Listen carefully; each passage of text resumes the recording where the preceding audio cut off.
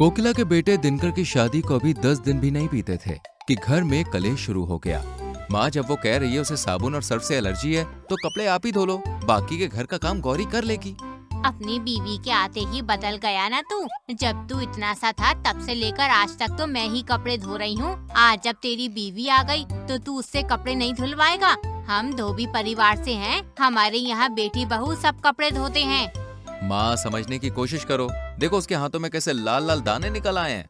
हाँ हाँ जा रहा हूँ। दिनकर के जाने के बाद ही कोकिला अपनी बहू को ढेर सारे कपड़े बांधकर उसके सर पर रख देती है और गांव के तालाब के पास जाकर धोने के लिए कहती है। लेकिन मुझे सर्फ साबुन से एलर्जी है, कहा तो था अभी आपको। प्यार से जाएगी या मार खाकर जाएगी? गौरी अपनी सास की बात सुनकर कपड़े की बड़ी सी पोटली लेकर तालाब के किनारे आती है और कपड़े लेकर धोने के लिए बैठ जाती है। तभी वो अपने हाथों को निहारते हुए कहती है, मेरे माँ बाप भी धोबी थे, लेकिन उन्होंने मुझसे कभी इतने कपड़े नहीं धुलवाए। लेकिन आज मुझे पता चल रहा है अपने माता पिता का प्यार क्या होता है। इतना कहकर गौरी कपड़े धोने लग जाती है, लेकिन उसके हाथ जल रहे थे। सर्फ साबुन से उसको एलर्जी थी। तभी पास के पेड़ से ये सारा नजारा पेड़ पर बैठी एक चुड़ैल देख रही थी और सुन रही थी, और वो गौरी की मदद करने के लिए मन बनाती है और पेड़ से गौरी को झांकने लगती है। गौरी जब चुड़ैल की परछाई पानी में देखती है तो वो डर जाती है। डरो मत, मैं इसी पेड़ पर रहती हूँ और मैंने अभी तुम्हारी दुख भरी कहानी सुनी। तुम्हारी सास तो बहुत अत्याचारी है, तो क्या मैं तुम्हारी मदद कर दूं और घंटों का काम मिनटों में निपटा दूं? गौरी घबराई हुई थी, लेकिन चुड़ैल पेड़ से नीचे उतरती है और चुटकी बजाते ही कपड़े धोकर फैला भी देती है। ये देखकर गौरी बिल्कुल हैरान थी।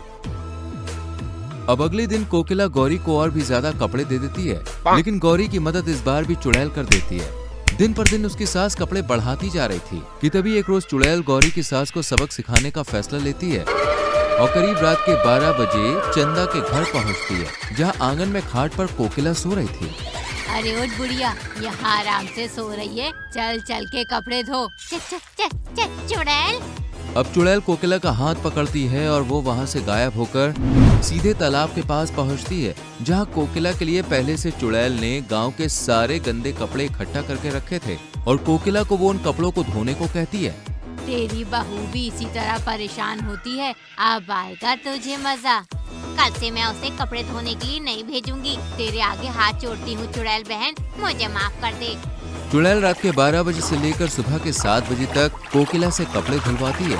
कोकिला का दिमाग भी इस हादसे के बाद ठिकाने लग जाता है और उस दिन के बाद से वो अपनी बहू को परेशान नहीं करती।